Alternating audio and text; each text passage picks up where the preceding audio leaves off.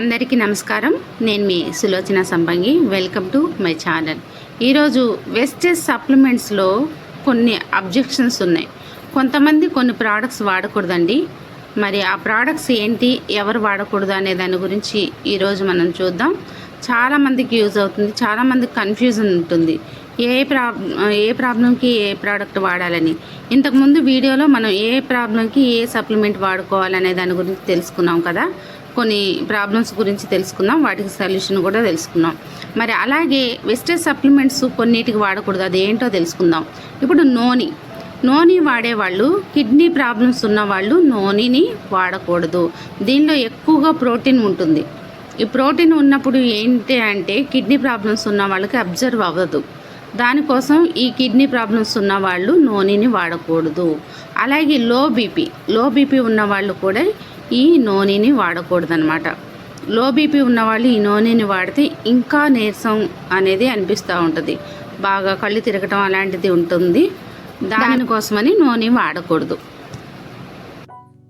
అలాగే స్పిరులినా ఎవరైతే వాడతారో వాళ్ళకి మల్టీవిటమిన్ అని తెలుసు కదా. ఈ స్పిరులినా సముద్రపు అట్టడుగున ఉండే నాచు మొక్క, బ్లూ గ్రీన్ ఆల్గే నాచు మొక్కతో తయారవుతుంది.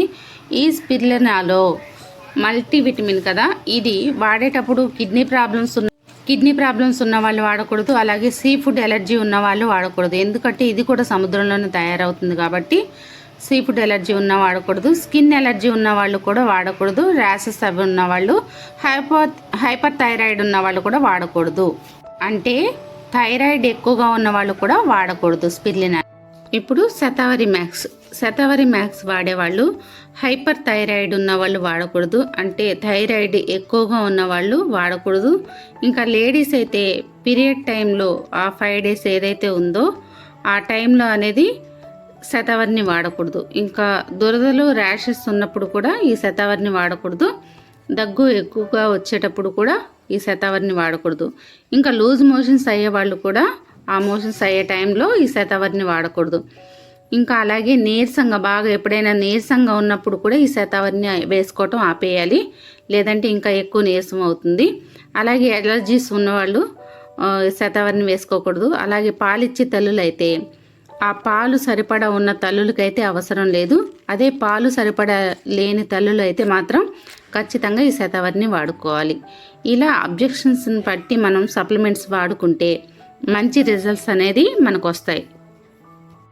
అలాగే ఈ క్రాన్బెర్రీ వచ్చేసి ప్రెగ్నెన్సీ వాళ్ళు యూజ్ చేయకూడదు. పాలిచ్చే తల్లులు కూడా వాడకూడదు. ఇంకా షుగర్ వాళ్ళు వాడకూడదండి ఈ క్రాన్బెర్రీని. అలాగే కిడ్నీ ప్రాబ్లమ్స్ ఉన్న వాళ్ళు కూడా ఈ క్రాన్బెర్రీని వాడకూడదు.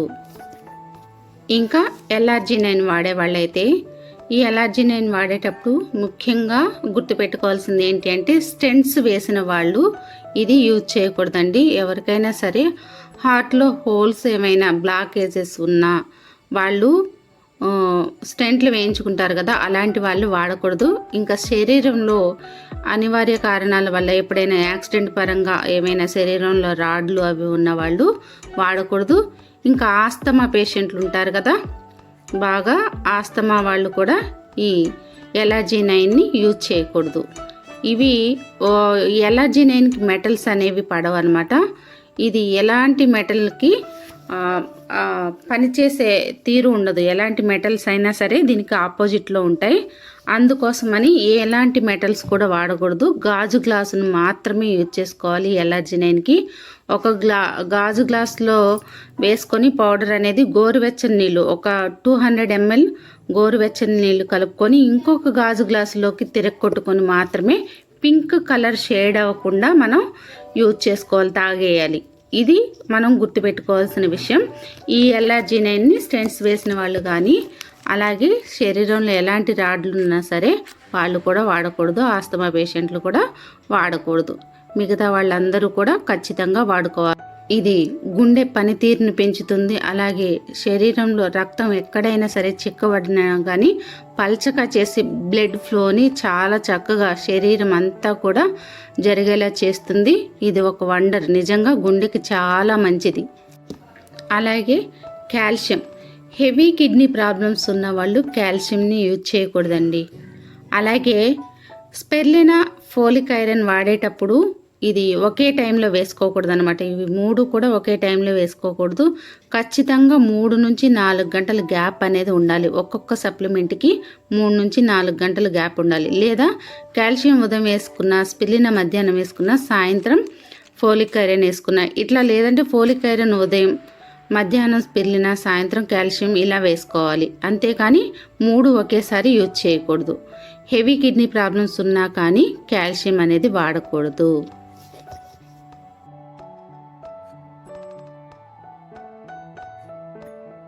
ఇంకా అలాగే మన CMD mineral drops, concentrated mineral drops అనేవి మనకి అవైలబుల్ ఉన్నాయి కదా, సిఎండి అంటున్నాం మనం. మనిషి శరీరానికి అవసరమైన మన మినరల్స్ని ప్రతిరోజు 86 రకాల మినరల్స్ని మనకు అందించే ఒక వండర్ఫుల్ ప్రోడక్ట్ సిఎండి. అలాగే మనిషి శరీర తత్వాన్ని అసిడిక్ నేచర్ నుంచి ఆల్కలిన్ నేచర్కి తీసుకురాగల ఒక అద్భుతమైన ప్రోడక్ట్ మన సిఎండి. ఈ సిఎండి వాడేటప్పుడు కూడా ప్రెగ్నెన్సీ లేడీస్ అనేది వాడకూడదు. అలాగే కిడ్నీ ప్రాబ్లమ్స్ హెవీగా ఉన్నా సరే ఈ సిఎండిని యూజ్ చేయకూడదు. ఇంకా 12 సంవత్సరాల లోపు పిల్లలు ఉంటారు కదా, చిన్నపిల్లలు, వాళ్ళు కూడా వాడకూడదు. ఈ సిఎండి మిగతా వాళ్ళందరూ కూడా ఖచ్చితంగా వాడాల్సిన ఒక వండర్ఫుల్ ప్రోడక్ట్. మనిషి శరీరం ఈరోజు ఎంత విచ్ఛిన్నంగా ఉందో అందరికీ తెలుసు యాసిడిక్తో. ఈ యాసిడిక్ నేచర్ నుంచి ఆల్కలిన్ నేచర్కి రావడానికి ఈ సిఎండి అనేది చాలా చాలా బాగా ఉపయోగపడుతుంది. ఎంతోమంది ఈరోజు చూస్తున్నాం గ్యాస్ట్రిక్ సమస్య లేకపోతే హార్ట్ సమస్యలతో ఇలా కన్ను మూసే వాళ్ళు చాలామంది. డాక్టర్స్కి అర్థం కావట్లేదు ఏ సమస్యతో వీళ్ళకి ఇబ్బంది వచ్చింది అనేది. మరి అలాంటి సిచ్యువేషన్లో ఈ సిఎండిని వాడటం వల్ల అంత పెద్ద ప్రాబ్లం నుంచి చక్కగా బయటపడవచ్చు. నెక్స్ట్ వన్ ఫ్లాక్స్ ఆయిల్, అవిసె గింజల నూనెతో తయారు చేసిన ఫ్లాక్స్ సీడ్ ఆయిల్ క్యాప్సిల్స్. మరి ఇది గుండెకి మరింత మంచి చేసే ఒక అద్భుతమైన ప్రోడక్ట్. గుండెకి ఎలాంటి చెడు కొలెస్ట్రాల్ పట్టకుండా చాలా జాగ్రత్తగా కాపాడే ఒక మంచి ప్రోడక్ట్ అనమాట ఇది. గుండె బాగుండాలి అంటే ప్రతిరోజు కూడా ఈ ఫ్లాక్స్ ఆయిల్ తీసుకోవటం అనేది చాలా మంచి అలవాటు. అలాగే ఈ ఫ్లాక్స్ ఆయిల్ వాడేటప్పుడు లో బీపీ ఉన్నవాళ్ళు వాడకూడదు, హై బీపీ ఉన్నవాళ్ళు ఖచ్చితంగా వాడుకోవాలి.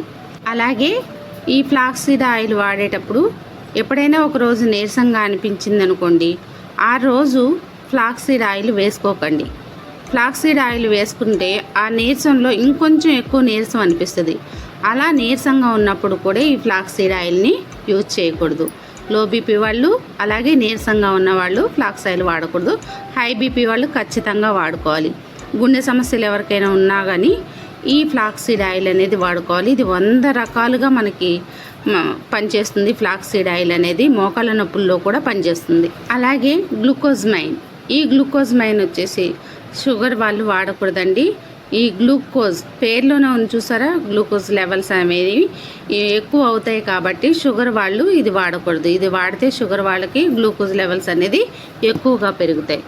ఇది వాడకుండా మిగతా ప్రోడక్ట్స్ వాడుకోవచ్చు. ఒకవేళ మోకాలు నొప్పులున్నా షుగర్ ఉన్న వాళ్ళకి మిగతా మన కాల్షియం, కొలాజిన్, ఇలా ఫ్లాక్స్ ఆయిల్ ఇవి వాడుకోవచ్చు. దాంతోపాటు విటమిన్ డి స్ప్రే ఖచ్చితంగా వాడుకోవాలి. అలాగే క్రిల్, సముద్రంలో అట్టడుగున ఉండే చిన్న రొయ్య నుంచి, క్రిల్ అనే రొయ్య నుంచి తయారు చేస్తారు ఈ క్యాప్సుల్ని. ఈ క్యాప్సుల్ ఒక వండర్. నిజంగా ఎన్నో ప్రాబ్లమ్స్కి ఒక మంచి సొల్యూషన్ ఈ క్రిల్ ఆయిల్. ఎవరైనా సరే చిన్న పిల్లల దగ్గర నుంచి 4 years బేబీస్ దగ్గర నుంచి కూడా పెద్దవాళ్ళు పండు ముసలి వరకు కూడా వాడుకోవచ్చు ఈ క్రిల్ ఆయిల్ని. కానీ సీ ఫుడ్ ఎలర్జీ ఉన్న వాళ్ళు ఒక్కళ్ళు మాత్రమే ఈ క్రిల్ ఆయిల్ని వాడకూడదు. మిగతా అందరూ కూడా చాలా బాగా యూజ్ చేసుకోవచ్చు. నిజంగా ఇది మనకు దొరికిన ఒక అద్భుతం. ఎన్నో సమస్యలకి ఒక మంచి పరిష్కారం. అలాగే గుండె వైపు చూసుకున్న, బ్రెయిన్ వైపు చూసుకున్న, కిడ్నీ, లివర్, వీటన్నిటికి కూడా మంచిగా పనిచేసేలాగా చేసే క్రిల్ ఆయిల్ ఒక అద్భుతం.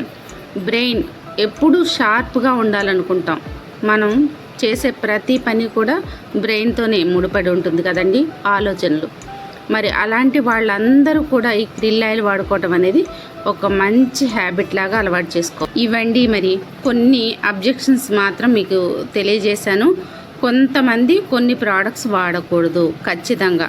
ఇది ప్రాబ్లంకి రిలేటెడ్గానే మనం ఏ ప్రోడక్ట్ అయినా వాడుకుంటే దానికి తగ్గ రిజల్ట్ వస్తుంది.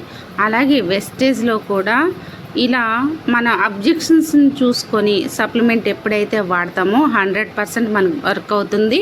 ఎలాంటి ఇబ్బంది ఉండదు. కొంచెం చిన్న చిన్న సమస్యలు ఏదైనా వచ్చినా సరే మనం చాలా బాగా ఎక్కువగా భయపడిపోతూ ఉంటాం. కానీ ఇక్కడ గుర్తుపెట్టుకోవాల్సింది ఏంటి అంటే, ఇప్పుడు వాడకూడదు అని నేను చెప్పానంటే ఏదో ప్రాణహాని అని కాదు. ఈ సప్లిమెంట్స్ మనం ఎందుకు యూజ్ చేసుకుంటాం?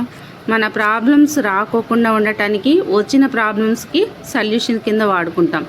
కానీ ఇలా మనం తెలుసుకోకుండా వాడితే రిజల్ట్ అనేది రాదు. అలా మనం రిజల్ట్ రావాలి అంటే ఖచ్చితంగా అబ్జెక్షన్స్ని తెలుసుకొని వాడటం వల్ల మనం మంచి బెనిఫిట్ పొందొచ్చు. మరి ఇదందరూ కూడా గుర్తుపెట్టుకొని దీని ప్రకారంగా ఎవరెవరు ఏ ప్రోడక్ట్స్ వాడకూడదు, ఏ ప్రాబ్లం ఉన్న వాళ్ళు ఏ ప్రోడక్ట్స్ వాడకూడదు అనేది నేను కొన్ని తెలియజేశాను. మరికొన్ని నెక్స్ట్ వీడియోలో తెలియజేస్తాను. ఇంకా ఈ వీడియోస్లో మీకు ఏమైనా ఇన్ఫర్మేషన్ కావాలి అన్నా, అలాగే బిజినెస్ వైపు మీకు ఏదైనా సూచనలు కావాలి అన్నా సరే మమ్మల్ని సంప్రదించండి. డిస్క్రిప్షన్లో మీకు నంబర్ ఇస్తాను. ఆ నంబర్కి కాంటాక్ట్ అవ్వచ్చు. బిజినెస్ పరంగా కానీ సప్లిమెంట్స్ పరంగా కానీ ఏమైనా సలహాలు సూచనలు కావాలంటే ఖచ్చితంగా నేను మీకు షేర్ చేస్తాను. అలాగే మెసేజ్ చేసిన యూట్యూబ్లో మీరు ఖచ్చితంగా రిప్లై ఇస్తాను. అలాగే నా వీడియోస్ కానీ మీకు నచ్చినట్లయితే లైక్ చేయండి, షేర్ చేయండి, సబ్స్క్రైబ్ చేయండి. ఈ వీడియో కానీ మీకు నచ్చితే ఇతరులకి ఎక్కువ మందికి షేర్ చేయండి. ఎందుకంటే ఈ ఇన్ఫర్మేషన్ చాలామందికి ఉపయోగపడుతుంది కదా, దానికోసమని షేర్ చేయండి ఫ్రెండ్స్. ఇప్పటి వరకు సబ్స్క్రైబ్ చేసిన మా సబ్స్క్రైబర్స్ అందరికీ కూడా పేరు పేరున ధన్యవాదాలు. సబ్స్క్రైబ్ చేసుకుని వాళ్ళు ఎవరైనా ఉంటే ఖచ్చితంగా సబ్స్క్రైబ్ చేసి